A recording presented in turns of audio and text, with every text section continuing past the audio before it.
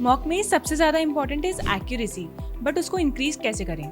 ये मत सोचो कि यार मैं जितने ज्यादा क्वेश्चंस अटेम्प्ट करूंगा मेरे उतने ज्यादा नंबर्स बढ़ जाएंगे, क्योंकि उस पर्टिकुलर सब टॉपिक को वापस से रिवाइज करके और ज्यादा प्रैक्टिस नहीं करते हो तब तक आपका नंबर ऐसे भी नहीं बढ़ सकता है। आप अपने सेक्शनल टेस्ट्स लो, आप अपने टॉपिक वाइज टेस्ट्स लो, आप अपने पुराने मॉक्स के क्वेश्चंस को जाके वापस से सॉल्व करो स्ट्रेंथनिंग एंड वीकनिंग के टाइप के। स्ट्रेंथनिंग वीकनिंग में अगर से 3 क्वेश्चन 4 क्वेश्चन ओवरऑल सीआर में आ रहे हैं तो आपके वो 3-4 नंबर बढ़ते हैं।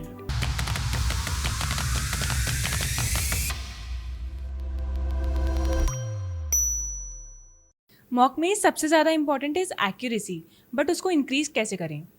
ठीक है, इस क्वेश्चन को 2 पार्ट्स में डिवाइड करते हैं। वन इज कि ड्यूरिंग द मॉक आप क्या कर रहे हो, and second is post mock आप क्या कर रहे हो। ठीक है। ड्यूरिंग द मॉक सबसे इंपॉर्टेंट चीज है ये ध्यान रखना कि आप सिर्फ और सिर्फ वही क्वेश्चंस अटेम्प्ट करो जो आपको आते हैं। अगर आपको किसी भी क्वेश्चन में डाउट है या कोई टाइप ऑफ क्वेश्चन है जो आपने प्रैक्टिस नहीं की है या आपको नहीं समझ में आ रहा है, इमीडिएटली इस क्वेश्चन को छोड़ दो। ये मत सोचो कि यार मैं जितने ज्यादा क्वेश्चंस अटेम्प्ट करूंगा मेरे उतने ज्यादा नंबर्स बढ़ जाएंगे, क्योंकि चांसेस आर कि जितने आप अटेम्प्ट करोगे उतने आपके नेगेटिव भी जा सकते हैं if you are not sure about the question. So ये हो गया during the mock. Post mock it is very important कि आप एनालिसिस करो। देखो अब मैं एक एग्जाम्पल देके समझाता हूं। सो फॉर एग्जाम्पल एक स्टूडेंट है जिसके strengthening and weakening the argument type of questions जो है वो कंसिस्टेंटली गलत हो रहा है। ठीक है। वो उसमें नहीं स्कोर कर पा रहा।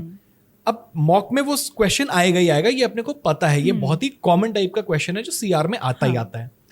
अब बच्चे ने फिर से उसको अटेम्प्ट किया और उसका गलत हो गया।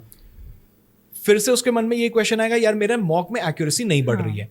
वो नहीं बढ़ेगी जब तक आप ब्रेक डाउन ये नहीं करते कि मेरा किस सब टॉपिक का, किस टाइप ऑफ क्वेश्चंस में मुझसे गलतियां हो रही हैं, और आप जाके उस पर्टिकुलर सब टॉपिक को वापस से रिवाइज करके और ज्यादा प्रैक्टिस नहीं करते हो तब तक आपका नंबर ऐसे भी नहीं बढ़ सकता है। Now how do you increase that accuracy, how do you increase और इंप्रूव अपॉन दैट? उसके लिए बहुत सिंपल है, आप उस स्पेसिफिक उसी टाइप के क्वेश्चंस को प्रैक्टिस करो। अब ये आपको एक लीगल एज के पोर्टल पे मिलेगा, आप प्रैक्टिस मोड में जा सकते हो। आप चूज कर सकते हो क्रिटिकल रीजनिंग, आपने चूज किया स्ट्रेंथनिंग वीकनिंग द आर्ग्यूमेंट, और आपने चूज किया कि भाई मेरे को आज 10 क्वेश्चन इसके प्रैक्टिस करने हैं। उसने आपको 10 क्वेश्चन दे दिए, प्रैक्टिस करो। आप अपने सेक्शनल टेस्ट्स लो, आप अपने टॉपिक वाइज टेस्ट्स लो, आप अपने पुराने मॉक्स के क्वेश्चंस को जाके वापस से सॉल्व करो स्ट्रेंथनिंग एंड वीकनिंग के टाइप के, कि यहाँ पे कहाँ पे मैं गलत सोच रहा था। जब आप इतना प्रैक्टिस करोगे तब आप नेक्स्ट मॉक में देखोगे कि स्ट्रेंथनिंग वीकनिंग में अगर से 3 क्वेश्चन 4 क्वेश्चन ओवरऑल सीआर में आ रहे हैं तो आपके वो 3-4 नंबर बढ़ते हैं। वन सब टॉपिक एट अ टाइम करते करते करते ही आपके जो मार्क्स हैं वो इंक्रीज हो सकते हैं। गोल्डन वे में नहीं हो सकता। मॉक एनालिसिस करने का क्या तरीका है? 1, go to your offline centres. Offline centres पे मॉक एनालिसिस होती है।